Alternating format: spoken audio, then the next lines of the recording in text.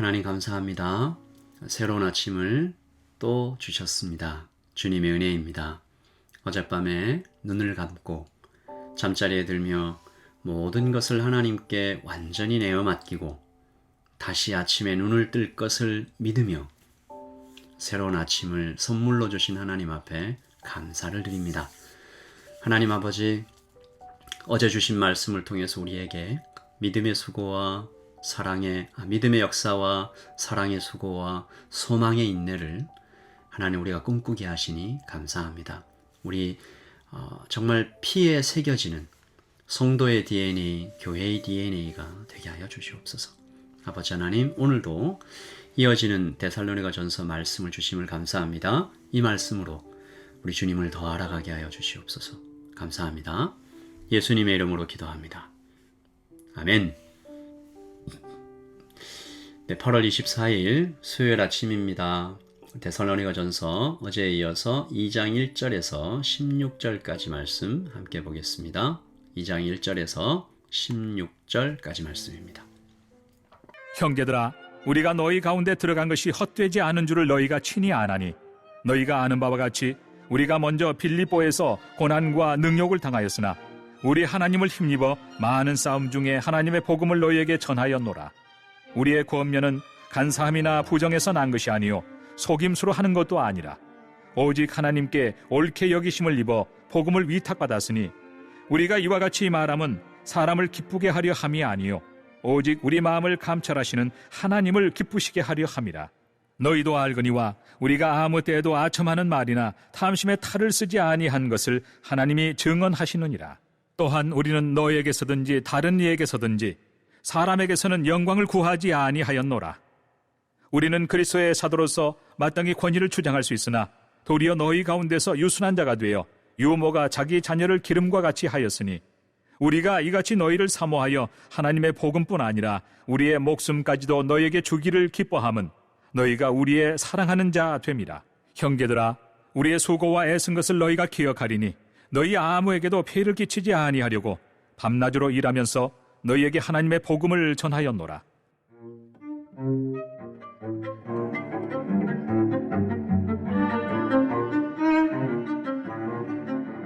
우리가 너희 믿는 자들을 향하여 어떻게 거룩하고 옳고 흠없이 행하였는지에 대하여 너희가 증인이요 하나님도 그러하시도다.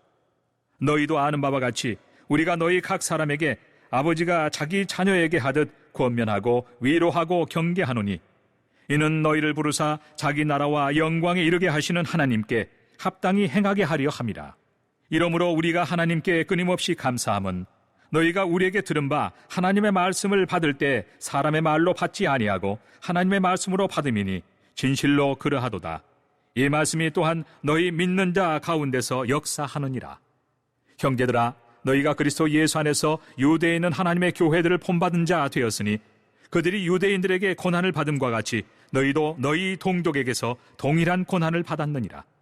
유대인은 주 예수와 선지자들을 죽이고 우리를 쫓아내고 하나님을 기쁘시게 하지 아니하고 모든 사람에게 대적이 되어 우리가 이방인에게 말하여 구원받게 함을 그들이 금하여 자기 죄를 항상 채우매 노하심이 끝까지 그들에게 임하였느니라. 아멘. 하나님의 말씀입니다. 말씀을 한번 읽으시면서 잠시 묵상하시겠습니다.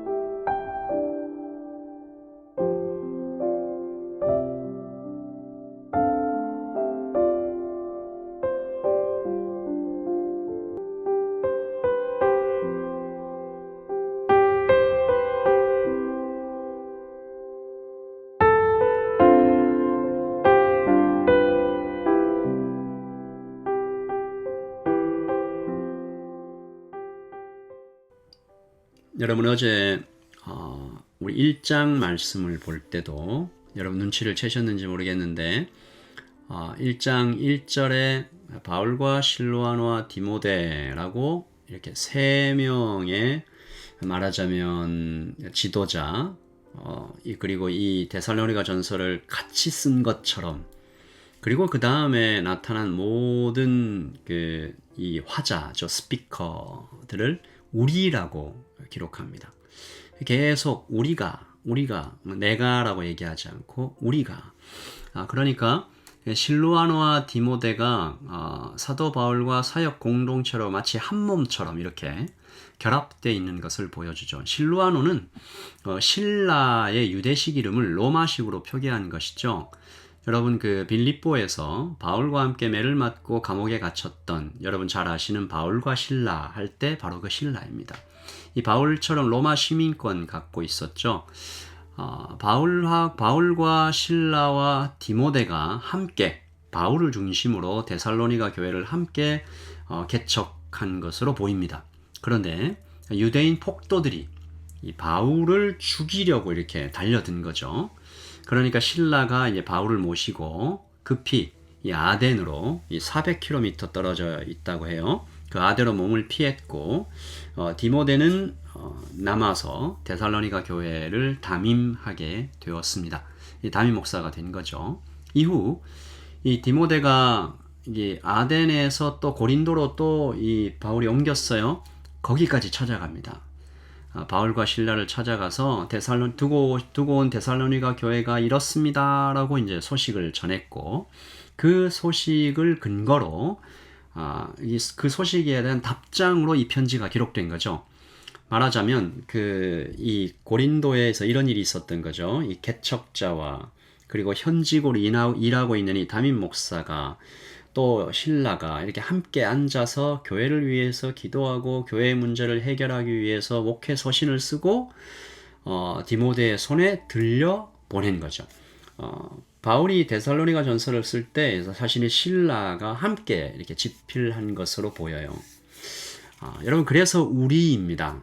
셋이 함께 데살로니가에 들어가서 함께 사역했고, 지금은 그중 둘은 떠나 있지만 여전히 디모데는 셋 같은 하나이고 하나 같은 셋이죠. 이렇게 정말 영적인 지도자들 그리고 성도들이 마치 삼위일체 하나님처럼 서로 존중하며 완전히 하나된 연합으로 이 사역하는 건 너무 아름다운 모습인 것 같아요.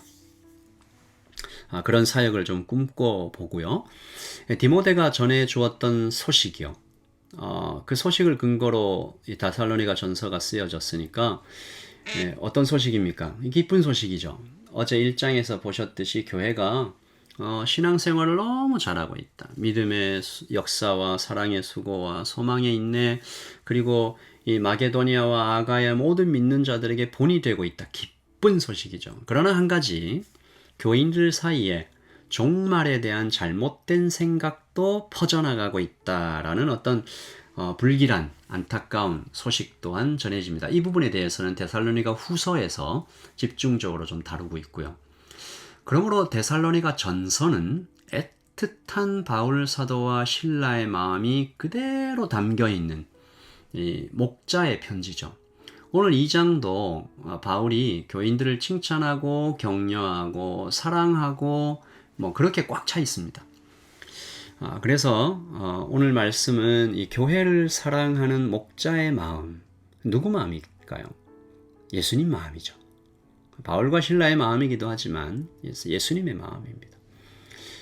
그렇게 예수님의 마음이, 바울과 신라의 마음이, 그 사랑이 교회에 전해지고, 또 교회는 그 사랑을 또 응답하고 이런 교회가 되기를 소원하는 것이죠. 사도가 오늘 이렇게 얘기합니다.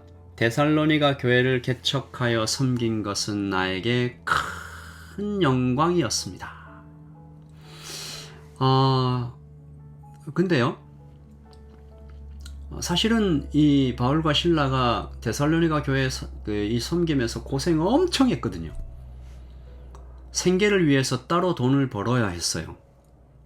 사역을 위해서 시간을 쪼개야 됐어요. 밤낮 없이 섬겨야 했습니다. 또한 그뿐이었습니까?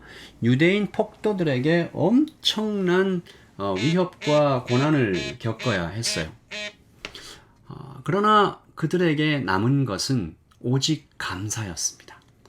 오늘 말씀 보시면 9절이죠. 9절에 보시면 형제들아 우리가 정말 수고하고 애쓴 것을 너희가 기억하지 않냐. 너희 아무에게도 폐를 끼치지 아니하려고 우리가 밤낮으로 일했다.